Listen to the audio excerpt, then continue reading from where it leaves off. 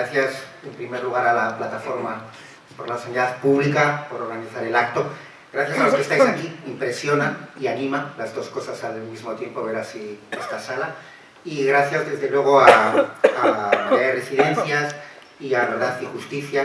Yo creo que las plataformas y quienes están luchando por la sanidad pública y por los cuidados dignos en las residencias, pues es lo más digno que hay en este momento probablemente en nuestra sociedad. Entonces, bueno, pues como ciudadano tienen mi agradecimiento eterno, ¿no? Bueno, el tema de las residencias, me dijeron que no hable más de media hora y voy a intentarlo a toda costa para evitar el gong, pero también para que haya espacio para las preguntas, que siempre suele ser la parte más interesante, ¿no?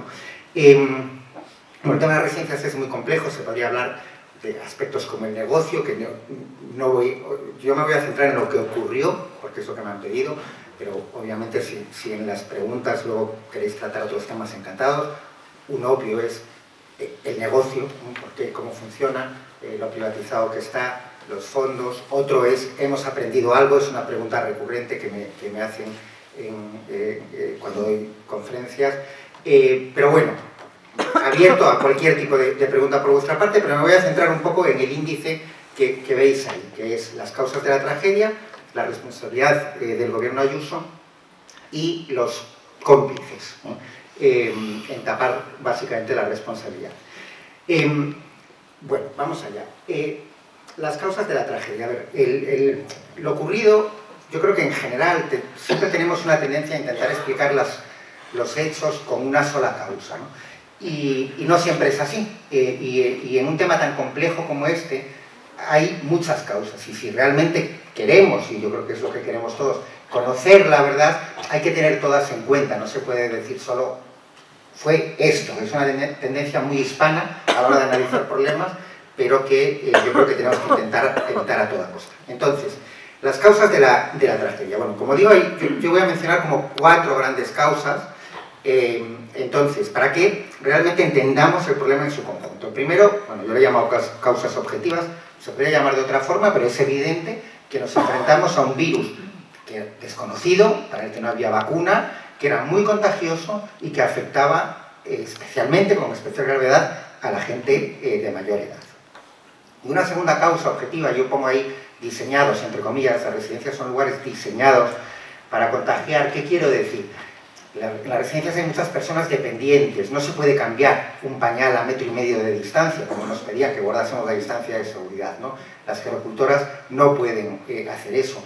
Son espacios con muchos lugares comunes, los comedores o los salones de estar, o donde pasan buena parte de su vida.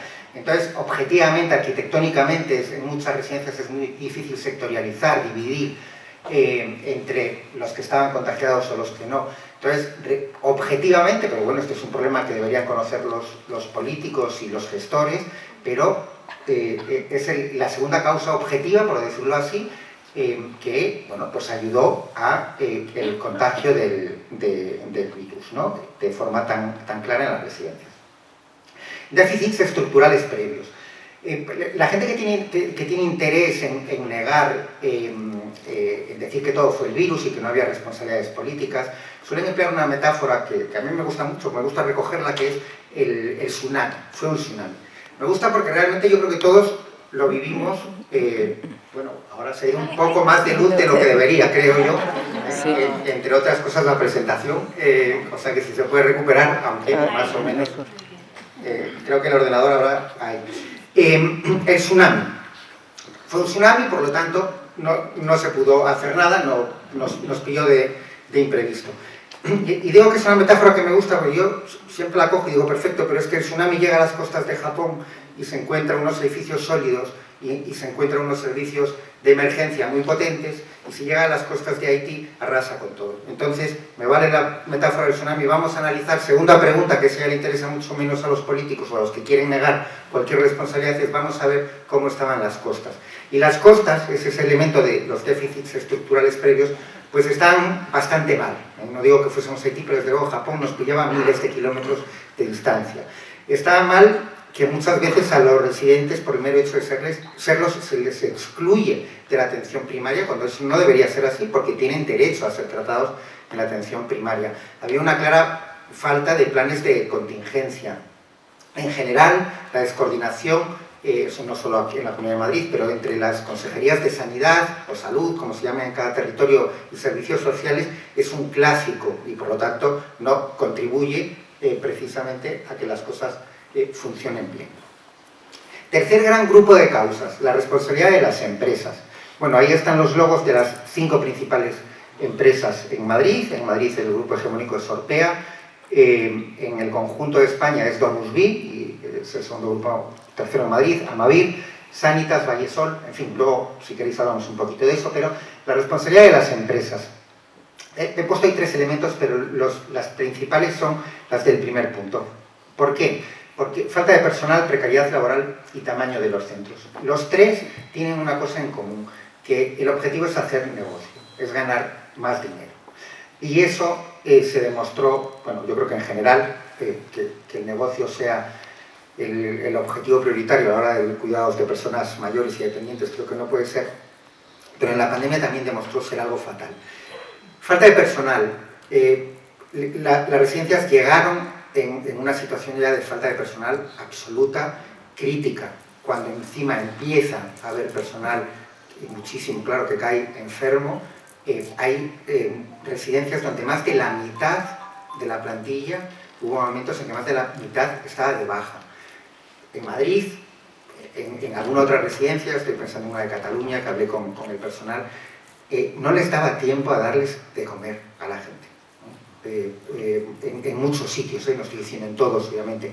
Hubo sitios donde esa fue la situación porque no había personal. Ya la situación del personal es trágica porque tenemos unas ratios de personal, que es la relación de el número de gerocultoras, hablo en femenino porque es un sector en el que el 90% son mujeres, por cierto, en categorías como gerocultoras. Estamos en ratios del 0,25, 0,30, significa 25-30 personas por cada 100 residentes, cuando en los países nórdicos están en ratios del 1 o más del 1%, o sea, 100 residentes, 100 cuidadores por 100 residentes. O sea, llegamos ya fatal y, bueno, obviamente las bajas empeoraron ese problema. La precariedad laboral, en lugares como Madrid, por la precariedad laboral había gerocultoras que trabajaban en 2 centros, porque tenían a lo mejor contratos de media jornada por horas, y se movían de un centro a otro, y obviamente, sin querer y sin saberlo, eran asintomáticas, llevaban el virus con ellas, ¿no?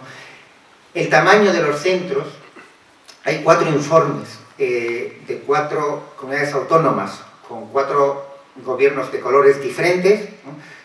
Navarra, Euskadi, Castilla y León y Cataluña, en el que en las 4 se analizan las causas de la alta mortalidad, y en las 4 hay un elemento común que se cita, que es el tamaño de los centros. Obviamente, en términos proporcionales, siempre en un centro grande, de 200, 300 residentes, va a haber más fallecidos que en uno de 40. Estamos hablando en proporción al tamaño. Es una de las causas absolutamente detectadas que influyó en una mayor mortalidad.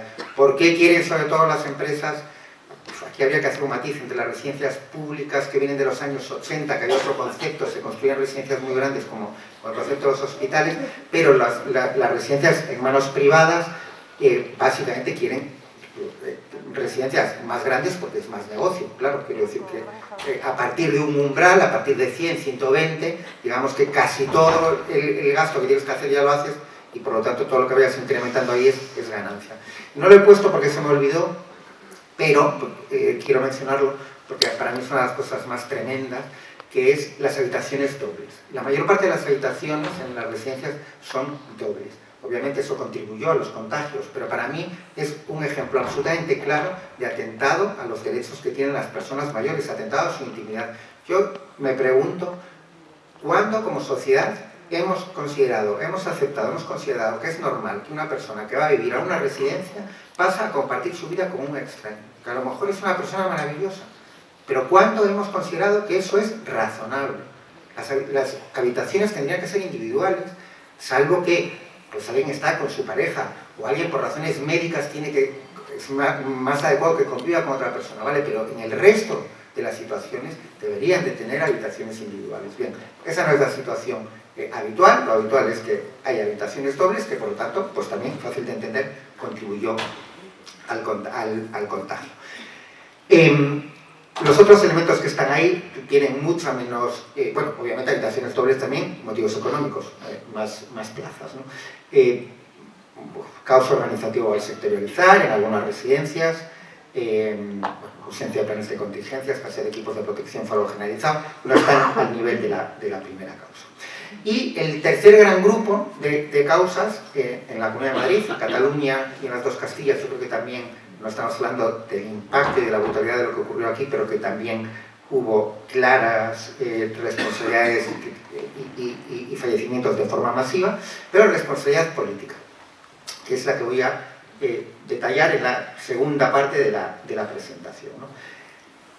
Todos nos hemos centrado más, los periodistas los primeros y yo el primero, en el protocolo de la muerte, el protocolo de la vergüenza, porque claro, uno lee un documento donde pone que no se traslada al hospital, y el documento es como que impacta mucho, ¿no? Pero yo insisto totalmente en que para entender la gravedad de lo que ocurrió en Madrid hay que analizar conjuntamente las 4 vías que tuvo el gobierno de la comunidad para ayudar y que no utilizó ninguna de ellas. Entonces, el protocolo, lo más llamativo, pero de verdad, para entender la gravedad del asunto, tenemos que analizar las 4 causas en su conjunto. Porque si nosotros fuésemos un residente en marzo de 2020, enfermo en una residencia, nos daría igual por cuál de las 4 vías que voy a mencionar ahora nos ayudasen. Nos daría igual. Nos bastaría con que nos hubiesen ayudado con por una de ellas. El drama es que no se hizo con ninguna de las 4. Vamos a detallar las 4. Bueno, el protocolo de la vergüenza, el protocolo de la muerte. Como sabéis, esto es de lo que más se ha hablado, el 18 de marzo de 2020 se aprueba este protocolo, que luego tiene otras 3 versiones, el 20, 24 y 25 de marzo. La más brutal en sus términos es la segunda, pero básicamente el protocolo en algún caso recomendaba, en otro más o menos ordenaba no trasladar a las personas de las residencias enfermas a los hospitales. Era un protocolo de no derivación hospitalaria. Los datos, que son, por cierto, todos los datos que doy, salvo que en algún momento diga lo contrario, son datos oficiales facilitados por la Comunidad de Madrid a través de solicitudes que realicé a través del portal de transparencia, por lo tanto, son datos del propio gobierno madrileño.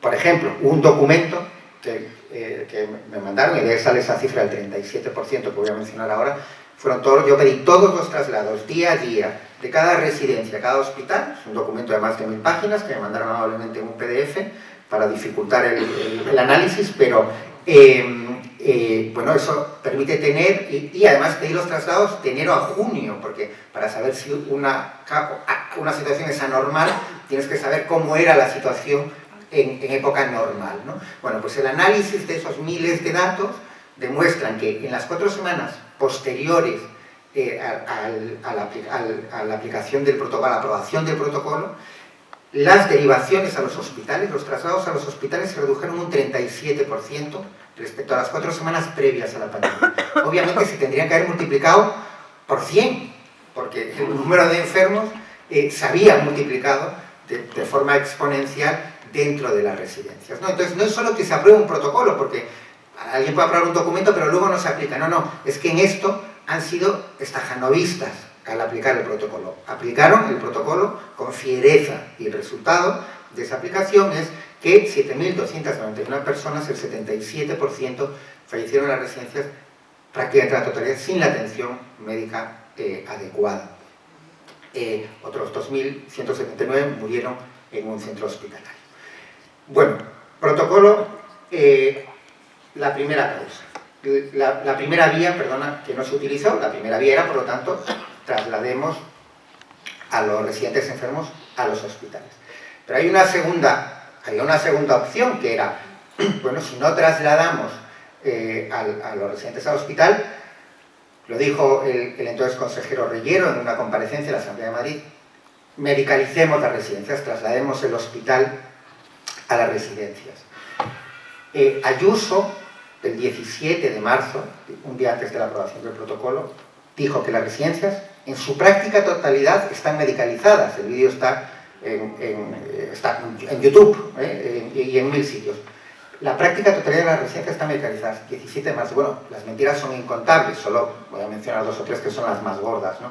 Bueno, mentira absoluta, no se medicalizaron, nunca se llegaron a medicalizar.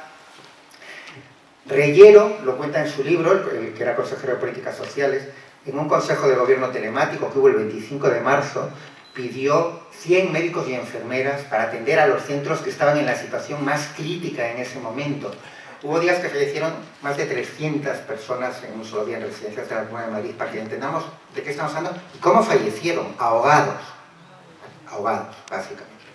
Hay un testimonio en la Comisión de la Verdad que pone los pelos de punta, es un médico que explica cómo fallecieron, bueno, pues de forma, bueno, en fin, es tremendo, simplemente pensar en ese testimonio. Bien, pidió 100 médicos o enfermeras, lo cuenta en su libro, no le dieron ninguna, no le hicieron caso ni le contestaron a la petición en ese Consejo de Gobierno Telemático el 25 de marzo. No solo eso, sino que hubo 2 ayuntamientos con una mortalidad altísima en las residencias, que fueron los de Leganés y Alcorcón, que llevaron al Tribunal Superior de Justicia de Madrid una petición, judicializaron el tema para que se medicalizaran las residencias de sus municipios respectivos. Y la Comunidad de Madrid lo que hizo fue combatir, oponerse a la medicalización de las residencias, ¿no? O sea que incluso por la vía judicial se opusieron a ello. Y bueno, y luego hubo en fin, si no estuviésemos hablando de lo que estamos hablando, una historia de Berlanga, que es lo que se conoce como la Operación Bitso, que se encargó a la hija del ideólogo de la privatización de la sanidad madrileña, que no tenía ninguna experiencia en el sector, bueno, que al final con una ambulancia fueron a visitar algunas residencias. Ella compareció en la Asamblea de Madrid, en la comisión que hubo, admitió que era muy caótico, que la intención no era medicalizar, en fin, bueno, una cosa tremenda, que por cierto explicó muy bien mi compañero Fernando Peinado en El País, que es quien mejor ha explicado ese tema. Tercera vía, vale, tenemos 2 ya, ni se traslada a los residentes al hospital, ni se medicalizan las residencias, o sea, no va el hospital a la residencia. Tercera vía, el Hospital Milagro, IFEMA. Vale. Realmente, para medicalizar las residencias, que era el segundo punto que teníamos antes, claro, ¿cómo medicaliza las residencias? Pues uno no se hace médico en una noche de marzo, ¿no? Vale. Solo había una opción en la Comunidad de Madrid, que era que había más de 1000 personas, médicos y enfermeras, de atención primaria que estaban disponibles, porque los centros de atención primaria básicamente estaban cerrados. Por lo tanto, el gobierno tenía ahí a esas más de 1000 personas, bueno, está admitido por Carlos Moore en alguna declaración judicial ya, bueno, y por la propia Comunidad de Madrid, que para presumir del Hospital Milagro mandó una nota de prensa que está todavía colgada en su web, donde explican que más de 1000 sanitarios de atención primaria los mandaron a IFEMA. O sea que no es que no tuviesen a esas 1000 personas para medicalizar las residencias, es que en otra decisión política, como el protocolo, decidieron que los mandaban a IFEMA. ¿Vale?